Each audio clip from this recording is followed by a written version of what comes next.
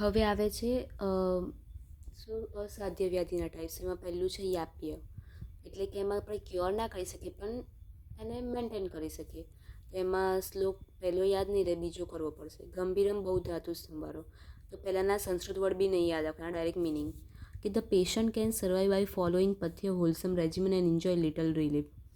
એ પથ્ય wholesome regimen જેને આપણે ડાયટ આપીએ એ ફોલો કરશે તો એ થોડું થોડું એના દુઃખથી બહાર આવશે, એમ એને પેઇન નહીં થાય. મુદ્દે disease get quickly exacerbated with the simple and mild causative factor.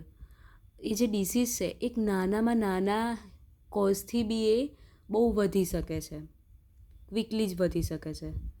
તો આ બંનેનો ડાયરેક્ટ મિનિંગ જ યાદ રાખવાનો છે, સંસ્કૃત વર્ડ નહીં યાદ રાખવાનો. હવે આ શ્લોક કરવો પડશે, કોઈ એક તો કરવો પડશે. પૂછે તો એકલું ડિસ્ક્રિપ્શન લખીને નહીં અવાય. ગંભીર એટલે કે disease affecting deep સીટેડ body tissue, એટલે કે અંદરથી ડિસીઝ થયેલો છે. બહુ ધાતુ સ્તંભ એટલે કે એમાં ધાતુ ઇન્વોલ્વ છે બહુ બધી. પછી મર્મ સંધિ સમાશ્રિતમ એટલે કે ડિસીઝ મર્મ વાઇટલ પોઈન્ટ પર બોન્સ કે જોઈન્ટ્સ એવી જગ્યાએ થયેલો છે. પછી નિત્ય અનુસાયન એટલે ડિસીઝ વિચ ઇઝ પરસિસ્ટિંગ એટલે કે જે રહેશે જ ચાલુ, એમ એ ડિસીઝ હવે રહેવાનો જ. દીર્ઘકાલમ એટલે કે ક્રોનિક ડિસીઝ.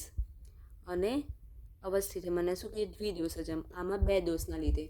સુખ સાધ્ય કેટલા દોષના લીધે? એક દોષના લીધે થતો ડિસીઝ છે. કૃત સાધ્ય બે દોષના લીધે, આ બી બે દોષના લીધે.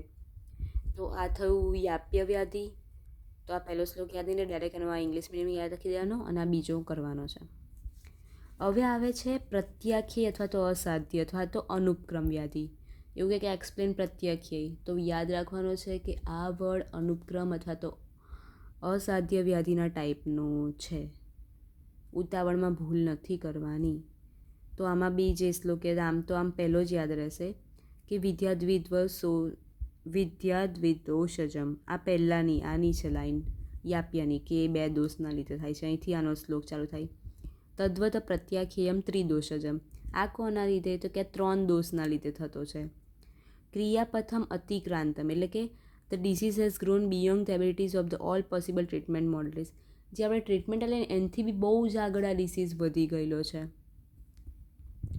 સર્વ માર્ગ અનુસારીને એટલે કે બધી જગ્યાએ બોડીમાં આખી જગ્યાએ બધી ચરણોમાં ફેલાઈ ગયેલો છે. ઔત્સુક્ય એટલે કે સડન, આ એક્સાઇટમેન્ટ સડન આવી જાય, કોઈક વાર ખુશ થઈ જાય એવું. અરતિ એટલે કે રેસ્ટલેસનેસ એટલે કે અનસ્ટેબલ હશે. સમમોહ એટલે કે અનકોન્શિયસનેસ, એને એટલું બધું ભાન નહીં હોય, ભ્રમમાં રહેતો હોય એવું. ઇન્દ્રિયનાશ, એના સેન્સ ઓર્ગન એના ફંક્શન ગુમાવા લાગ્યા હશે. પછી શું લખ્યું છે? તો કે દુર્બલસ્ય સુસંબુદ્ધમ એટલે કે much advance disease in weak patient. Weak પેશન્ટમાં તો આ બહુ જ હાઈ વધેલો હશે. સઅરિષ્ટમ એટલે ફીચર્સ ઇન્ડિકેટિંગ ડેથ. અગર ફીચર્સ એને બહુ એનો ડિસીઝમાં કોમ્પ્લિકેશન બહુ વધી જશે તો એની ડેથ બી થઈ શકે છે. તો આ થયા અસાધ્યના બે ટાઈપ, યાપ્ય અને અનુપક્રમ. આમાં બી આ 2 દોષથી થાય છે, આ 3 દોષથી. પહેલો સુખ એ 1 દોષથી, પછી કૃચ્છ અને યાપ્ય 2 દોષથી, અને આ પ્રત્યાખ્ય અથવા તો અનુપક્રમ 3 દોષથી થાય છે. તો બધાના ફીચર્સ યાદ રાખવાના છે. એક શ્લોક તો કરવાનો છે, કેમ કે આ ડિસીઝ બી પૂછાય છે. 5 માર્ક્સમાં પૂછાઈ શકે કે આના ફીચર્સ એક્સપ્લેન કરો, આના લખો, એવી રીતે કહી દે. તો એટલા ડિસ્ક્રિપ્શનથી થશે ને, એ શ્લોક લખ્યો હોય તો જોઈને માર્ક્સ આપી દે.